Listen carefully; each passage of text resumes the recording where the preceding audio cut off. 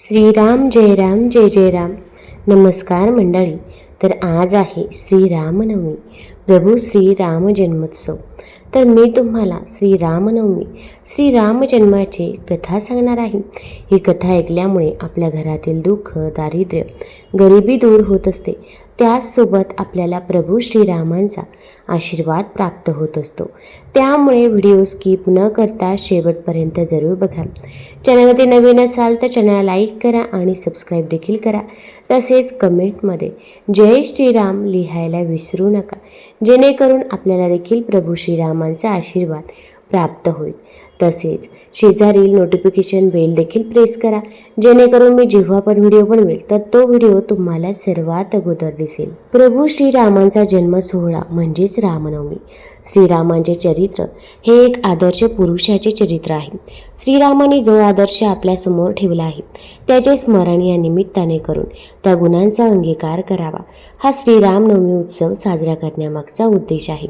श्रीरामनवमी हा उत्सव देशात विविध ठिकाणी मोठ्या धूमधडाक्याने साजरा होतो, कारण त्यांच्या जन्माने व जीवनाने संपूर्ण राष्ट्राला मार्गदर्शन लाभले आहे.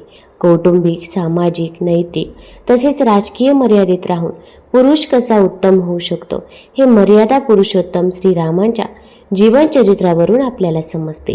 श्रीरामातील देवत्व श्रीरामानेच निर्माण केले आहे. मानव उच्च ध्येय व आदर्श समोर ठेवून उन्नती साधू शकतो, हे प्रभू श्रीरामाने स्वतःच्या जीवनाद्वारे दाखवून दिले आहे. आपल्या विचारातून, विकारात व व्यवहारात त्यांनी मर्यादा न सोडता कार्य केले, म्हणून प्रभू श्रीरामांना मर्यादा पुरुषोत्तम असं म्हणतात. प्रभू श्रीराम केवळ आदर्श पुरुषच नव्हते, तर ते एकवचनी, एकपत्नी, एकवाणी, एक बाणीही होत. ते निश्चयी आणि त्यागी होत. साक्षात माता कैकेयीच्या हट्टावरून पिता दशरथाने आज्ञा देताच वनवासात जाण्यास सिद्ध होणारे श्रीराम केवढे पितृभक्त त्यागी होते.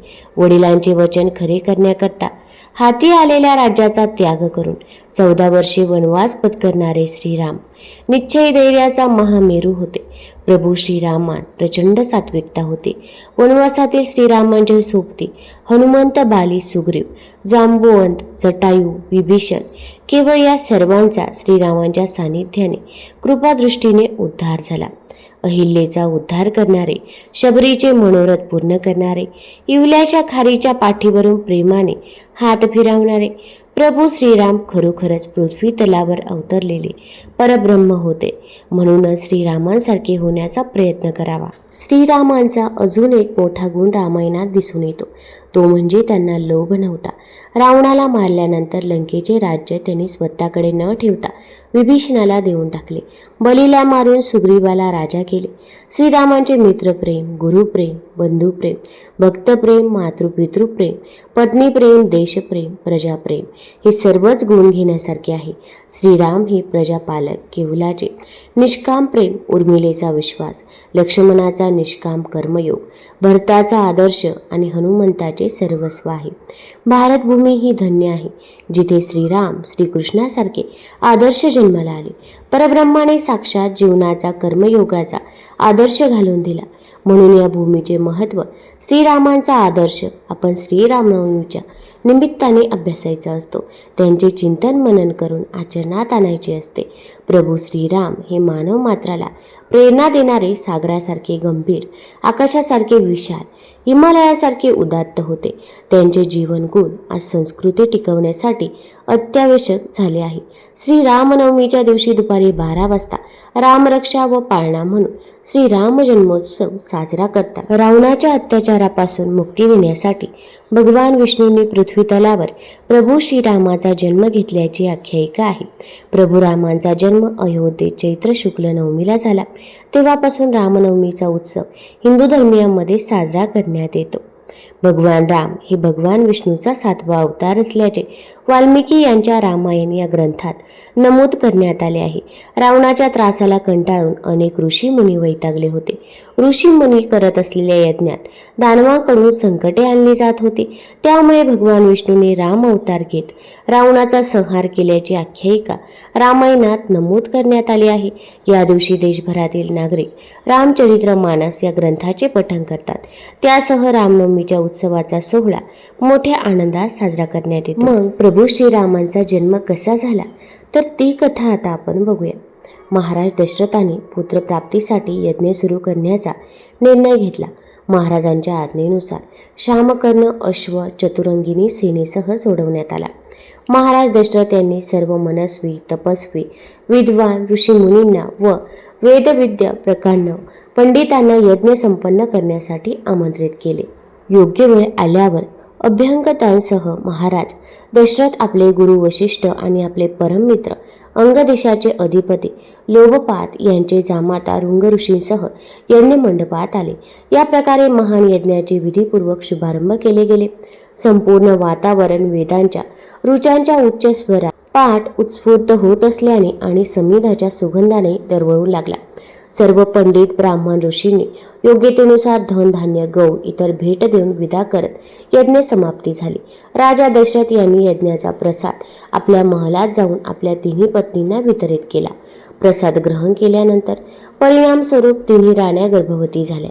जेव्हा चैत्र मासाच्या शुक्ल पक्षाच्या नवमी तिथीला पुनर्वसू नक्षत्रात सूर्य, मंगळ, शनी, बृहस्पती आणि शुक्र आपापल्या उच्च स्थानात विराजित होते, तेव्हा कर्कलग्न उदय होताच महाराज दशरथ यांच्या मोठ्या राणी कौशल्या यांच्या गर्भातून एक शिशु जन्माला आला.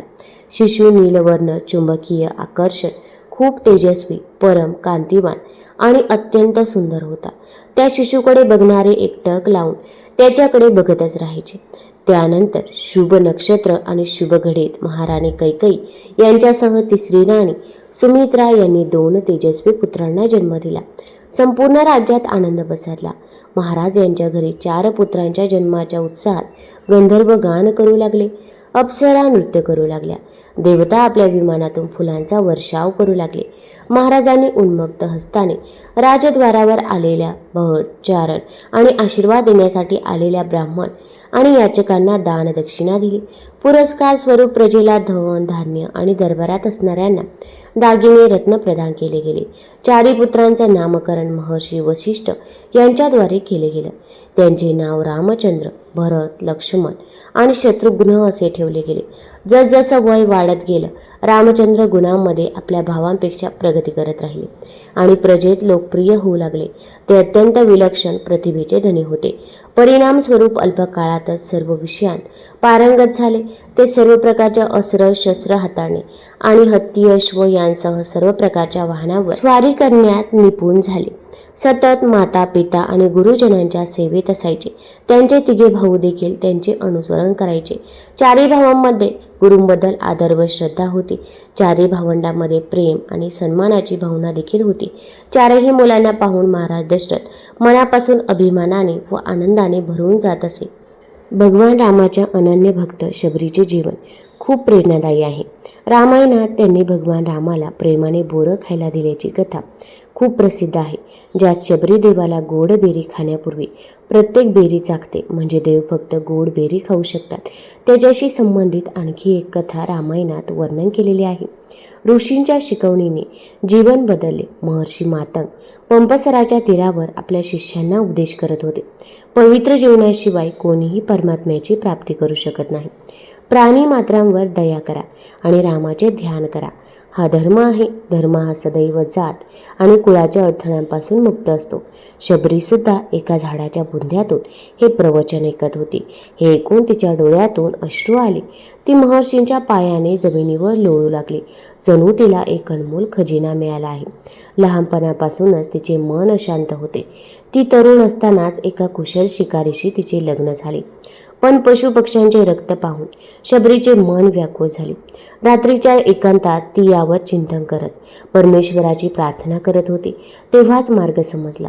ती मध्यरात्रीच घरातून निघाली आणि 2 दिवस सतत धावून ती पंपसराच्या काठी पोहोचली, जिथे मातंग ऋषी आपल्या शिष्यांवर ज्ञानाचा वर्षाव करत होते.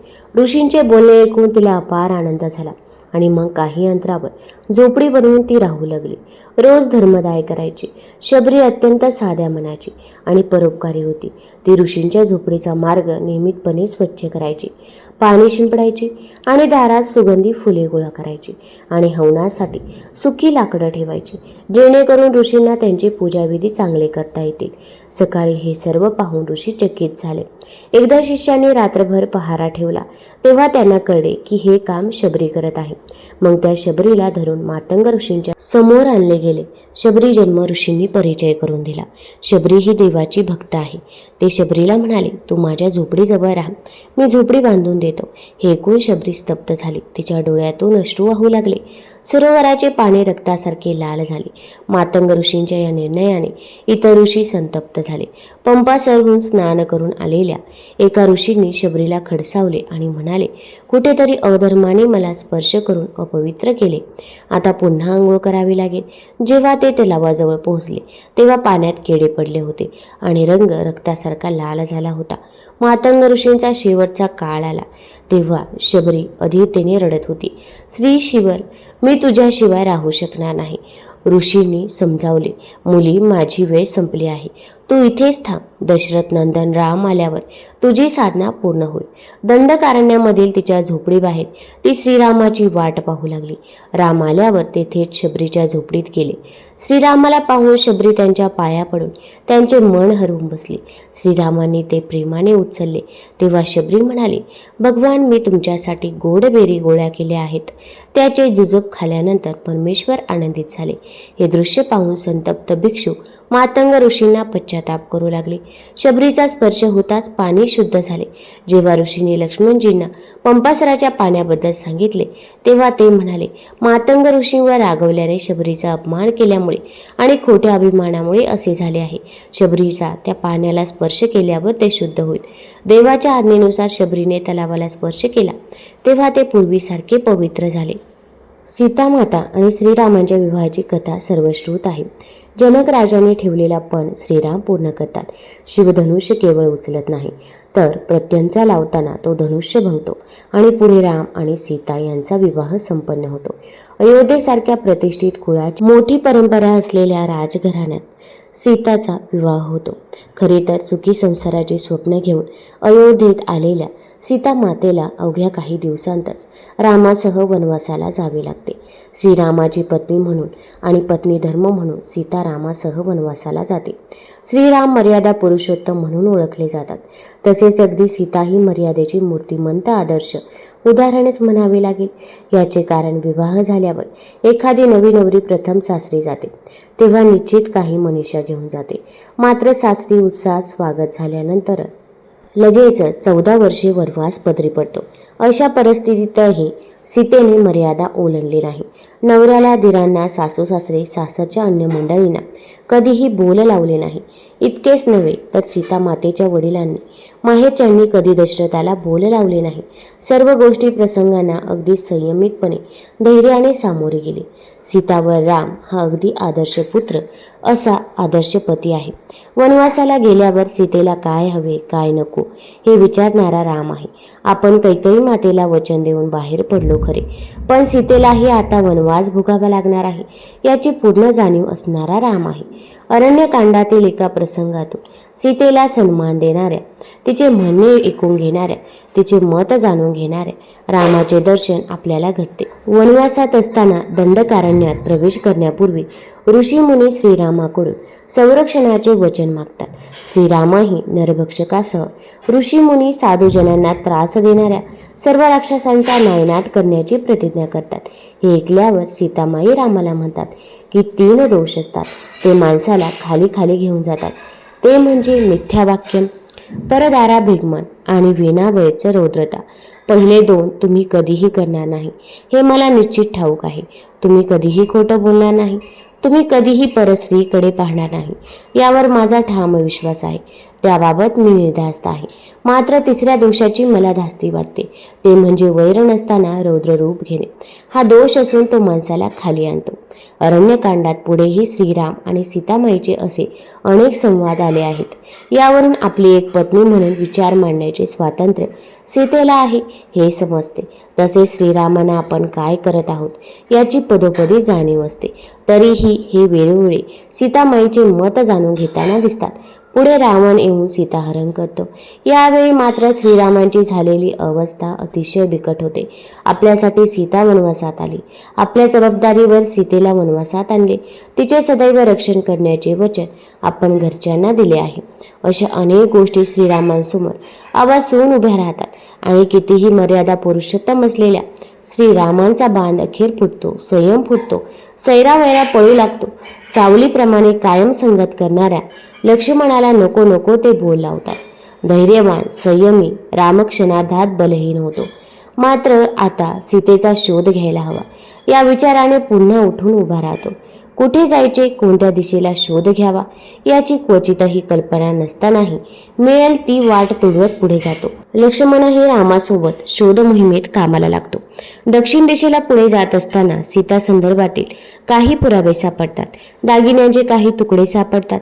पुढील प्रवासात आदर्श भक्त, बुद्धिमान, शक्तिमान असलेल्या हनुमंताची भेट होते. सुग्रीवाशी मैत्री होते. जटायू, संपाती यांच्याकडून सीता नेमकी कुठे आहे याचा ठाव ठिकाणा लागतो. सर्व वानर सेना आणि सहकारी घेऊन श्रीराम सेतुबंधन करत लंकेत दाखल होतो. तुंबळ युद्ध करत रावणाचा वध करतो आणि अथक परिश्रमाने, कष्टाने, आव्हानात्मक परिस्थितीला तोंड देत अखेरीस सीतेला सोडवतो. या सर्व गोष्टी घडेपर्यंत 14 वर्षांचा कालावधी लोटतो. पुन्हा सीतेला डोळ्यासमोर पाहून श्रीरामांना काय वाटले असेल, मनाची अवस्था काय झाली असेल, घेतलेले परिश्रम, मेहनत, कष्ट सार्थकी लागणे म्हणजे काय याचा एक प्रत्यक्ष अनुभवच श्रीरामांनी घेतलेला असावा. शेवटी एकदा मनुष्यरूपात जन्म घेतल्यावर मानवाचे भोग हे देवालाही चुकलेले नाहीत. हेच खरे. एक प्रकारे सीतामाईला परत आणणे हे श्रीरामांसाठी मोठी परीक्षाच होती. रावणासारख्या बुद्धिमान, मायावी योद्ध्याला पराजित करणे अजिबात सोपी गोष्ट नाही आणि हे फक्त आणि फक्त एक बाणी श्रीरामच करू शकत होते. मात्र वनवास संपून पुन्हा अयोध्येत आल्यावर श्रीराम आणि सीतामाईचे स्वागत झाले. वनवास भोगून दिग्विजय प्राप्त करून अयोध्येत परतलेल्या एकपत्नी असणाऱ्या श्रीरामांचे भोग अजून संपलेले नव्हते. जरा कुठे स्थिर स्थावर होऊन राज्यकारभार पुढे सुरू झाला आहे. रामराज्याची कल्पना प्रत्यक्षात आणणे सुरू झाले आहे. तो सीतेबाबत जनतेत कुजबूज सुरू झाली. नको नको ते प्रश्न प्रजानन विचारू लागले. अखेर लोकशक्तीपुढे श्रीराम काही करू शकले नाही. प्राणाहून प्रिय असलेल्या सीतामाईला अयोध्या सोडून जा असे सांगताना श्रीरामांच्या मनाला किती वेदना झाल्या असतील याची कल्पना न केलेलीच बरे. पुढे कुश, लव प्रत्यक्ष श्रीरामांसमोर येऊन रामचरित्र गायन करतात. ही 2 बालके आपलीच असल्याचे समजते. तेव्हाही श्रीराम अवाक होतात. दुसरीकडे आदर्श पिता असलेले श्रीराम कुश, लव यांचा स्वीकार करतात, सांभाळ करतात, चांगले संस्कार देतात, कुळ परंपरेप्रमाणे वागण्याची शिक्षा देतात, शस्त्रशास्त्रात पारंगत करतात. श्रीरामांचे रामराज्य पुढे कुशलवही योग्य पद्धतीने सांभाळतात अशी कथा सांगितली जाते. इथे विशेष लक्षात घेण्यासारखी बाब म्हणजे एवढे सगळे रामायण घडल्यावर सासरच्या मंडळीकडून इतके सगळे भुगावे लागूनही सीता कधीही त्याबाबत अवाक्षर काढत नाही. कुश आणि लव यांच्यावर संस्कार करताना श्रीराम किंवा कुळाबाबत अपशब्द बोलत नाही. उलट रामचरित्र सांगून तो क्षात्रधर्म, कुळाचे संस्कार अधिकाधिक रुजवण्याचा प्रयत्न सीतामाई करतेच. म्हणूनच श्रीरामांसमोर जाताना कुश आणि लव नम्रतेने शरणागताप्रमाणे जातात. तेही कधी पित्याबद्दल तिरस्कार करत नाही, पित्याला बोल लावत नाही. अखेर पित्याकडे मुलांना सोपून सीता धरणीत समावते. त्यावेळीचीही श्रीरामांची अवस्था न चिंतलेली बरी. कितीही धीरोदत्त मनुष्य आणि अतिशय प्रिय व्यक्तीला गमावतो तेव्हा त्याला होणाऱ्या वेदना समजून घेण्यापलीकडेच असतात. आदर्श पत्नी, एकपत्नी, आदर्श पिता होणं सोपी गोष्ट नाही. त्यासाठी किती जिजावे, कष्टावे, त्यागावे, सहन करावे लागते. हे श्रीरामाकडून शिकण्यासारखे आहे. श्रीराम किंवा रामायणातील अनेक गोष्टी आजही लागू होतात. म्हणूनच रामायणाला कालातील म्हटले आहे. काळानुरूप कितीही बदल झाले तरी पती पत्नी नातेसंबंध, पिता पुत्र किंवा पिता अपत्य नातेसंबंध, सून सासर, जावई सुनेचे माहेर कितीही तऱ्हेवाईक असले तरी नातेवाईक या अशा काही गोष्टी या बदलत नाहीत. त्या युगाप्रमाणे या युगातही त्या त्या गोष्टी चालत आलेल्या आहेत. अनेकदा पत्नीनेच पतीसाठी बहुतांश सर्व करावे असा आग्रह धरला जातो. पत्नीसाठी करणारे पतीही आहेत, पण पतीकडून तशी अपेक्षा केली जात नाही. या सर्व बाबतीत श्रीराम कायम उजवे ठरतात. रामायणात लक्ष्मण, भरत, शत्रुघ्न, सीतामाई यांच्याशिवाय राम अपूर्ण आहे. तसाच तो हनुमानाशिवाय देखील अपूर्ण आहे असे म्हटल्यास वावगे ठरू नये. वृषमुख पर्वताजवळ प्रथम श्रीराम आणि हनुमान यांची भेट झाली असे सांगितले जाते. त्या भेटीपासून राम अवतार पूर्ण होईपर्यंत हनुमान कायम रामासोबत राहिला. श्रीराम हे हनुमंताचे आराध्य आणि आपल्या आराध्यांना कशाचीही कमतरता भासू नये यासाठी हनुमंत नेहमीच तत्पर असायचे. सीता शोधार्थात सुग्रीवाने 5 पथके तयार करून 4ही दिशांना पाठवण्याचा निर्णय घेतला. मात्र आपल्या बोटातील एक अंगठी रामाने फक्त हनुमानाजवळ दिली. इथे असा प्रश्न उपस्थित होऊ शकतो की केवळ हनुमानच का? अनेक जण तिथे होते. सुग्रीव होता, अंगद होता. याचे महत्त्वाचे कारण म्हणजे रामाचा हनुमानावर असलेला विश्वास. रामाला हनुमानावर विश्वास होता की हाच असा व्यक्ती आहे जो हे काम चांगल्या प्रकारे पार पाडू शकेल. हनुमंत कोणी साधारण नव्हते. हनुमानाला अनेक भाषा येत होत्या. प्रचंड बुद्धिमान, युक्ती आणि शक्तीचा अद्भुत संगम म्हणजे हनुमंत. दक्षिण तीरावर जांबुवत, अंगद, हनुमान यांच्यासह पथकातील अन्य जण पोहोचले तेव्हा संपातीने लंका नामक द्वीपात अशोक वाटिका येथे सीतामाई असल्याचे सांगितले. अथांग समुद्राचे उल्लंघन करून जाणार कोण हा प्रश्न सर्वांचा पडला. तेव्हा हनुमान काहीच बोलत नव्हता, कारण दुर्वास ऋषींच्या एका शापामुळे आपल्या अंगी प्रचंड बळ आहे हे त्याला मुळात आठवत नव्हते. अखेर जांबुवंताने हनुमानाला त्याच्या शक्तीची आठवण करून दिली. हनुमानाचे विस्मरण काढले आणि हनुमानाने कौशल्याचा वापर करून लंका गाठली. लंकेत जेव्हा मारुतीराय पोहोचले तेव्हा बिभीषणाशी प्रथम ओळख झाली. हनुमानाने आपल्या येण्याचे प्रयोजन आणि श्रीरामाविषयी बिभीषणाला सांगितले. चातुर्याने बिभीषणाला आपल्या बाजूने करून घेतले आणि पुढे श्रीरामाशी भेट घालून दिली. तत्पूर्वी लंकेत पोहोचल्यानंतर हनुमानाने अगदी चाणाक्षपणे सीतामाईचा शोध घेतला. सीतामाईला हनुमानावर विश्वास बसेना. तेव्हा हनुमानाने आपली ओळख अमुकांचे मंत्री, अमुकाचा पुत्र अशी करून न देता रामाचा दूत म्हणून करून दिली. तसेच रामाने दिलेली अंगठी खूण म्हणून दाखवली. लवकरच तुम्हाला श्रीराम येऊन येथून सोडवतील असा विश्वास हनुमानाने सीतामाईला दिले. येथे एका कथेनुसार सीतामाईने हनुमानाला आपण भेटल्याची खूण म्हणजे अशी एक गोष्ट सांगितली की जी फक्त राम आणि सीता यांनाच ठाऊक होते. यावरून श्रीराम आणि सीतामाई यांचा हनुमानावर किती विश्वास होता याचा अंदाज बांधला जाऊ शकतो. विश्वास ही खूप मोठी गोष्ट आहे. रामाला जेवढा विश्वास हनुमानावर होता तेवढाच विश्वास हनुमानाला रामावर होता, कारण आपले आराध्य कधीही काही वावगे करू शकत नाही. ते मर्यादा पुरुषोत्तम, आदर्शांचे आदर्श आहेत हे हनुमानाला पूर्णपणे माहीत होते. रावण नेमका कोण आहे हे हनुमानाला पाहायचे होते, म्हणून त्याने उपद्रव करून स्वतःला बंदीवान करून घेतले. रावणाच्या दरबारात दाखल होऊन सर्व गोष्टी नीटपणे निरखून पाहिल्या. रावणाच्या सैनिकांनी हनुमानाच्या शेपटीला कापडाच्या चिंध्या बांधून आग लावली. येथे हनुमानाने युक्तीचा वापर करून सर्व लंका पेटवून दिली. रामाचा एक छोटा सैनिक एवढा गजब करू शकतो तर प्रत्यक्ष राम लंकेत आल्यावर काय होईल असा संदेश लंकेला यायला होता. इथे हनुमंताच्या मुत्सद्दीपणाचा एक नमुना दिसतो. लंकेचे सर्व योग्य पद्धतीने निरीक्षण करून हनुमान परत येतो आणि लंकेत नेमके कुठे काय आहे याची माहिती रामाला देतो. हनुमानाच्या या कामगिरीवर राम अगदी प्रसन्न असतो. हनुमान परत आल्यावर रामाला झालेला आनंद अतिशय अवर्णनीय असाच आहे. आपण ठेवलेला विश्वास हनुमानाने सार्थ ठरवला याचे समाधान रामाला वाटते. तसेच हनुमानाने सांगितलेल्या गोष्टीवरून सीताच भेटली होती हेही रामाला समजते. तत्काळ योजना आखून सुग्रीव, हनुमंत आणि सर्व वानरसेना दक्षिण किनाऱ्यावर पोहोचतात. श्रीराम सागराचे आवाहन करतात. सागर प्रकट होतो आणि सेतू बांधण्याचे सुचवतो. लगेचच सर्वजण सेतू बांधायला घेतात. सेतू बंधना वेळेचा एक मजेशीर गोष्ट सांगितली जाते. सर्वजण अपार मेहनत आणि कष्ट घेऊन सेतू बंधन करत असतात. आजूबाजूचे दगड, वृक्ष घेऊन समुद्रात टाकत असतात. जी जी गोष्ट समुद्रावर टाकली जाणार असते त्या प्रत्येक गोष्टीवर राम नाम लिहिले जाते. हा सेतू बांधण्यासाठी छोट्या खारुताईनेही सक्रिय सहभाग घेतल्याचे सांगितले जाते. सर्वजण कठोर मेहनत घेत आहेत हे पाहून रामालाही राहवत नाही. रामही एक दगड घेतो आणि समुद्रात टाकतो, मात्र तो दगड बुडतो. ही गोष्ट वारंवार घडते. तेव्हा हनुमान रामाजवळ येतो आणि सांगतो की भगवंत, जो रामनामाशी एकरूप झाला आहे तो तरला, परंतु खुद्द रामानेच टाकून दिल्यावर त्याचे बुडणे निश्चितच आहे. हनुमानाचे उत्तर ऐकून श्रीराम प्रसन्न होतात. यावरून रामनामाचा आणि रामाचा महिमा किती कालातीत आणि अपार आहे याची प्रचिती येते. पुढे इंद्रजित आणि लक्ष्मण यांच्यात घनघोर युद्ध होते तेव्हा लक्ष्मण बेशुद्ध होतो. संजीवनी आणण्यासाठी कोण जाणार असा प्रश्न उभा राहतो. पुन्हा एकदा राम भक्त श्रेष्ठ हनुमानावरच विश्वास दाखवतो. रामकार्य म्हटल्यावर हनुमान एका रात्रीत संजीवनी घेऊन येतो आणि लक्ष्मणला नवसंजीवनी मिळते. रावणाविरोधात झालेल्या युद्धात हनुमान पराक्रमी पराकाष्ठा करतो. रामाला जितके सहाय्य करता येईल तेवढे तो करतो. श्रीराम आणि सीतामाईसह पुढे अयोध्येला जातो. दास्यत्वाचे सर्वश्रेष्ठ उदाहरण म्हणून हनुमानाकडे पाहिले जाते. वास्तविक हनुमान रावणाला धडा शिकवून सीतामाईला परत घेऊन येण्यास समर्थ होता. कोणीही हनुमानाचे काहीही वाकडे करू शकले नसते. पण रामाने केवळ सीतेचा शोध घेऊन यायला सांगितले होते.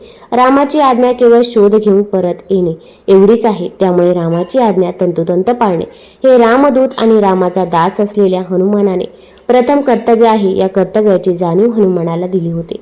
श्रीराम देखील हनुमंताची योग्यता ओळखून असतात. दास्यत्व पत्करले असले तरी राम कधीही हनुमानाला कमी लेखत नाही. हनुमानाचा आदर करतो. इथे दास आणि आराध्य या दोघांचे कौतुक करावे तेवढे थोडेच आहे. हनुमानही कधी आपली मर्यादा ओलांडत नाही आणि रामही हनुमानाला कमीपणा येईल असे काही करत नाही. उलट दासाला कधीही दिले नसेल असे वरदान राम हनुमानाला देतो. अयोध्येत परत आल्यानंतर श्रीराम सर्वांचा यथोचित सत्कार करतात. ज्यांनी ज्यांनी मदत केली त्या सर्वांचा प्रचंड मोठा कौतुक सोहळा पार पडतो. हनुमंत श्रीरामांसमोर आल्यावर प्रभू मज एकच वर द्यावा, या चरणांच्या ठाई माझा निश्चल भाव राहावा असे सांगत जोवरी भुवर रामकथानक तोवर जन्म असावा. जोवरी हे जग जोवरी भाषण तोवरी रामकथेचा स्वाद मला द्यावा असे मागणे करतो. तसे सूक्ष्म सूक्ष्मत्म देहाधरुणी फिरेन अवनी फिरेन गगनी असे आश्वासन देतो. हनुमंतांनी श्रीरामचरित्र रामकथा यांचे एक प्रकारे पसायदान येथे मागितले आहे. रामकथेला जणू अमरत्व प्राप्त करून दिले आहे असे म्हटल्यास वावगे ठरू नये. तुम्हाला जर ही कथा ही माहिती आवडली असेल तर चॅनलला लाईक करा, सबस्क्राईब करा आणि आपल्या मित्रपरिवारासोबत जरूर शेअर करा. धन्यवाद.